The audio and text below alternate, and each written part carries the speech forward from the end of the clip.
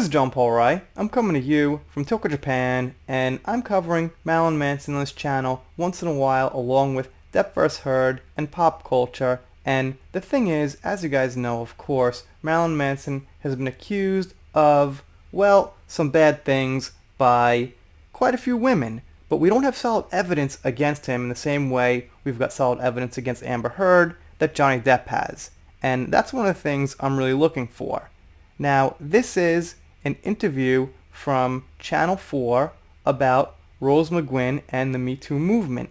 And the way Marilyn Manson answers the question, I think, is pretty perfect in one specific part of the question. He rambles a little bit, but the main points he makes are really good.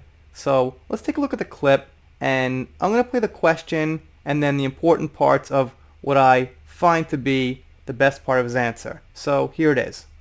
Because Hollywood has been rocked by this huge scandal of the allegations against Harvey Weinstein, and of course one of the most prominent alleged victims is one of your ex-partners, Rose McGowan. And in an interview recently, Dita Martesh, your ex-wife, said she had rumours about this. Were you surprised by it?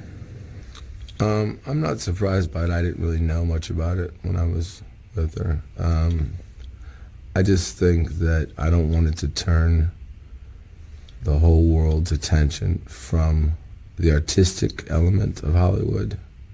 I mean, when there's serious allegations, and there are always allegations, of course, but I mean, it's when someone starts complaining about something that happened that seems a little bit not as serious as really sexual assault, because I think that's insulting to people that have been sexually assaulted.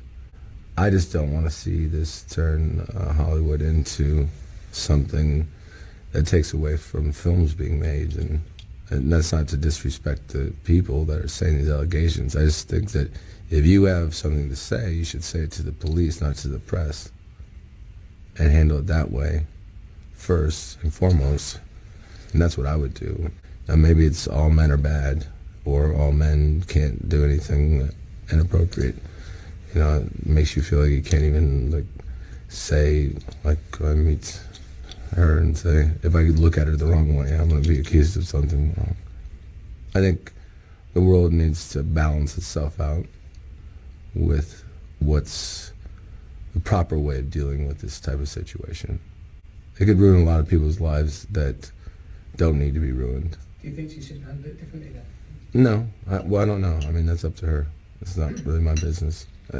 If I was with her, it'd be my business. I'm not, so it's not my business. But yeah, I don't blame her for saying it.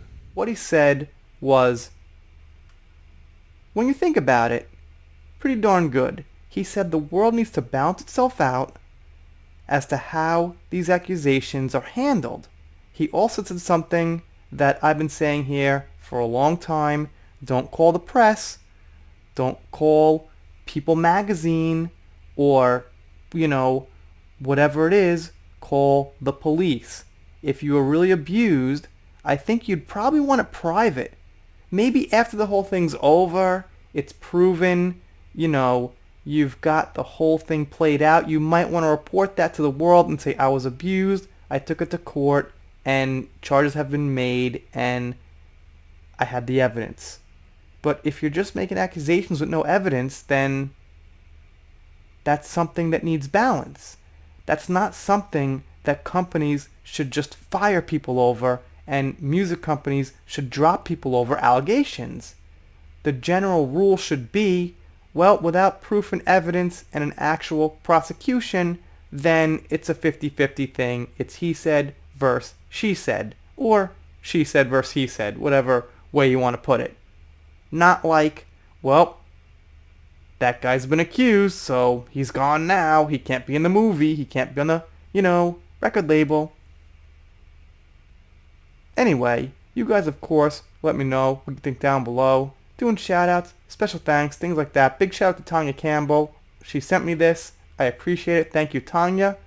And if you're not subscribed here, and you don't subscribe, I'll be pretty sad, but I'll get over it. See you next time.